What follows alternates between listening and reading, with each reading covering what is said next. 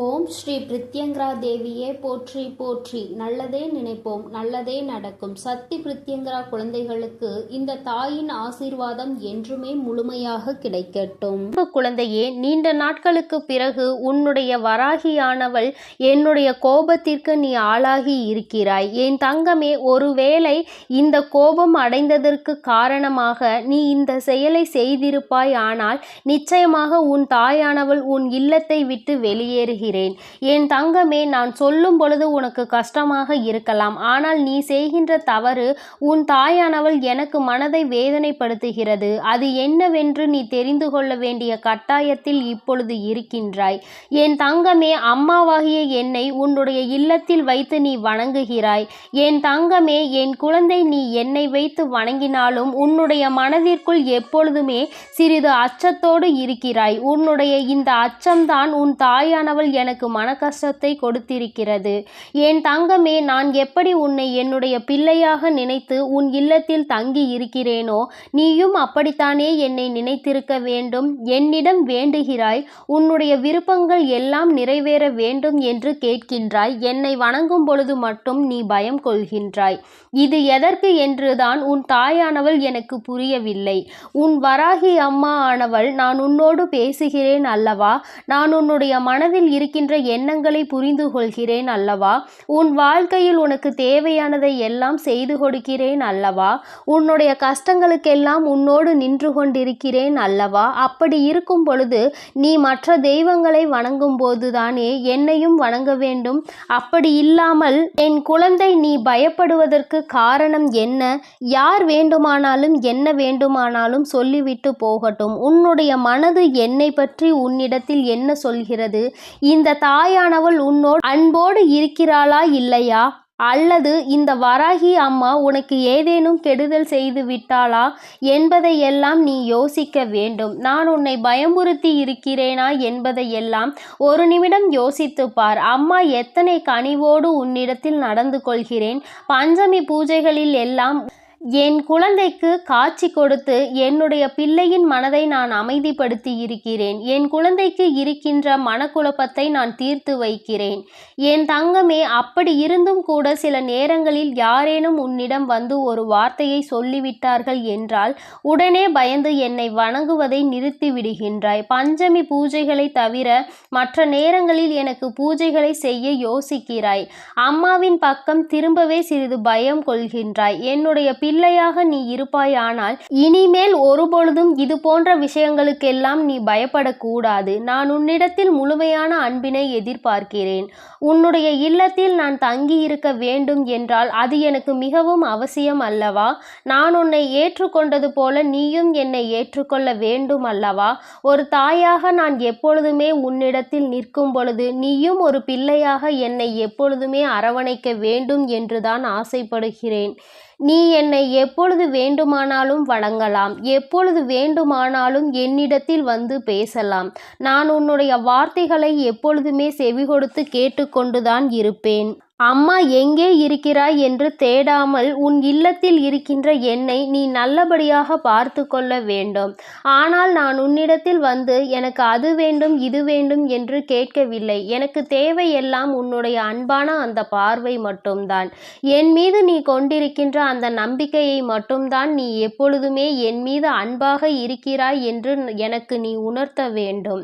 அது மட்டும்தான். என் தங்கமே, எல்லா தெய்வங்களுக்கும் ஆரத்தி காண்பிக்கும் பொழுது உன் தாயானவள் என்னை நீ மறக்க கூடாது. நீ எப்பொழுதுமே என்னை உன்னுடைய அன்பின் உருவமாக ஏற்றுக்கொள்ள வேண்டும். யாரோ சொன்னார்கள் என்னை இந்த நாளில் வணங்கக்கூடாது, அந்த நாளில் என்னை பார்க்க கூடாது என்றெல்லாம் நீ ஒருபொழுதும் உன் மனதிற்குள் போட்டு குழப்பிக் கொள்ளாதே. நான் அல்லவா உன்னிடத்தில் தினமும் பேசிக்கொண்டிருக்கிறேன். அப்பொழுதெல்லாம் என்னை பார்க்கிறாய் அல்லவா? உன் தாயானவள் என்னுடைய இந்த முகத்தை தினமும் கண்டுகொண்டுதானே என் பிள்ளை நீ உன்னுடைய செயலை செய்ய ஆரம்பிக்கிறாய். அப்படி இருக்கும் பொழுது அதை நினைத்து நீ வருத்தப்படாதே. உன்னுடைய மனதிற்குள் உண்மையும் நேர்மையும் மட்டும் எந்நாளும் இருந்து கொண்டிருந்தால் போதும். உனக்குள் அது எப்பொழுதும் நிலைத்திருக்கும் போது நான் நிச்சயமாக சிலருக்கு தண்டனையை கொடுக்கத்தான் செய்வேன். அது எப்படிப்பட்டவர்கள் என்பதை உனக்கு ஏற்கனவே நான் சொல்லி இருக்கிறேன். அடுத்தவர்களுக்கு கெடுதல் செய்ய நினைப்பவர்கள், அடுத்தவர்கள் வாழ்க்கையை அழிக்க நினைப்பவர்கள், அடுத்தவர்கள் குடும்பத்திற்குள் சென்று தேவையில்லாத பிரச்சனைகளை உருவாக்கி கொடுப்பவர்கள், இது போன்றவர்கள் எல்லாம் என் முன்னால் நிச்சயமாக நிற்பதற்கு தகுதியற்றவர்கள். என் தங்கமே, உன்னை போன்றவர்கள் எல்லாம் என்னை வணங்குவதில் எந்த தவறும் கிடையாது.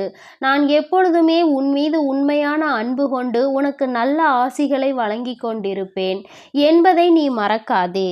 என் குழந்தை, நீ எப்பொழுது என் மீது நம்பிக்கை வைத்து என் மீது உண்மையான அன்பு வைத்து நமக்கு நல்ல வாழ்க்கையை கொடுப்பாள் என்று நம்புகிறாயோ அப்பொழுதுதானே நான் உனக்கு நல்லதை செய்வேன். மாறாக இல்லத்தில் வைத்துவிட்டு என்னை பார்த்து பயந்து கொண்டு இருந்தால் அதற்கு என்ன அர்த்தம்?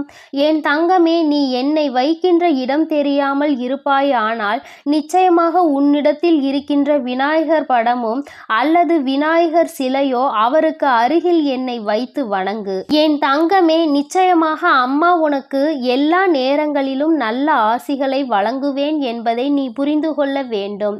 நல்ல நேரம் கெட்ட நேரம் என்று வாழ்க்கையில் வருவது சகஜம்தான். உனக்கு எப்பொழுதுமே நல்ல நேரமாகவே இருக்க வேண்டும் என்று நினைப்பதை விடுத்து கெட்ட நேரம் வந்தாலும் அதிலிருந்து நம் அம்மா நம்மை மீட்டெடுப்பாள் என்பதை நீ முழுமையாக நம்பு. என் தங்கமே, அம்மாவின் கோபம் இதுதான் என்பதை நீ புரிந்து கொண்டாயா? உன் பக்கம் தவறு இருக்கிறதா இல்லையா என்பதை தெரிந்து கொண்டாயா?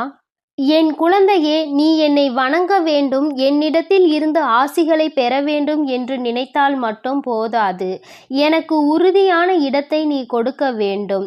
என்னை பார்த்து நீ பயம் கொள்ளக்கூடாது. அதில் உன் வாழ்க்கையில் நல்ல விஷயங்களை தேடி பெற்றுக்கொள்ள வேண்டுமே தவிர ஒருபோதும் என் குழந்தை எதை நினைத்தும் வருத்தப்பட்டு உன்னுடைய வாழ்க்கையை நீ தொலைத்து விடாதே.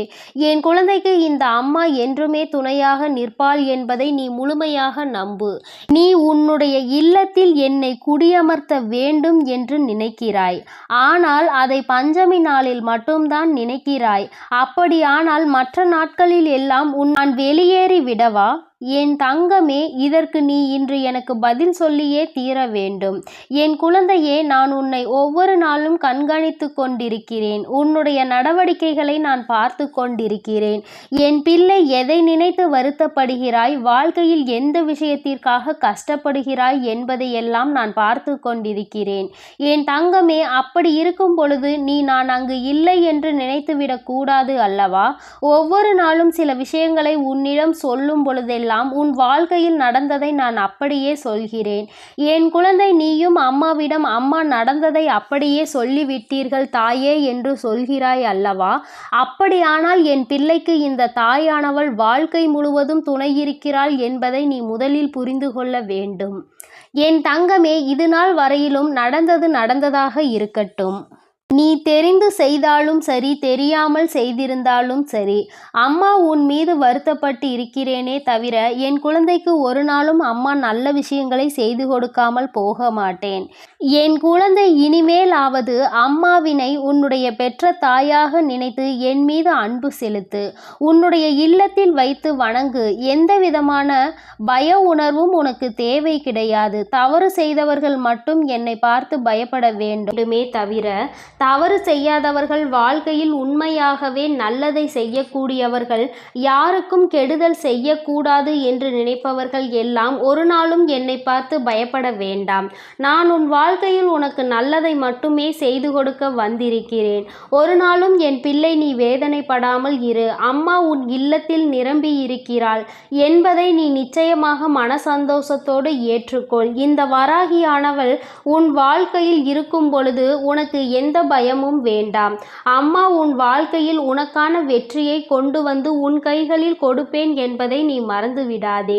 என் பிள்ளையே, நான் சொன்ன விஷயங்களில் உனக்கு உடன்பாடு இல்லை. அம்மா, நான் உன்னை நம்பிதான் என் வீட்டில் வைத்து வணங்குகிறேன். நான் எப்பொழுதுமே உன்னை கனிவோடு பார்க்கிறேன் என்று சொல்வாயானால் அது எனக்கு மிகுந்த சந்தோஷம். அப்படி இல்லாத பட்சத்தில் உனக்குள் பயம் இருக்கிறது என்றால் நிச்சயமாக நீ அதை திருத்திக் கொள்வது மிகவும் நல்லது. என் செல்ல குழந்தையே, இந்த தாயானவளினுடைய ஆசீர்வாதங்கள் உனக்கு எப்பொழுதும் முழுமையாக கிடைக்கும். அதனால் நீ எதற்காகவும் பயம் கொள்ளாதே, எதை நினைத்தும் வருந்தாதே. நீ நல்லதையே நினை. உன் வாழ்வில் எப்பொழுதும் நான் உனக்கான நல்லதை செய்து கொடுத்து கொண்டே இருப்பேன். ஓம். என் அன்பு குழந்தைக்கு இந்த சக்தி பிரித்யங்கராவின் அன்பும் ஆசீர்வாதமும் முழுவதுமாக கிடைக்கும். ஓம் ஸ்ரீ பிரித்யங்கரா தேவியே போற்றி போற்றி. ஓம் ஸ்ரீ பிரித்யங்கரா தேவியே போற்றி போற்றி.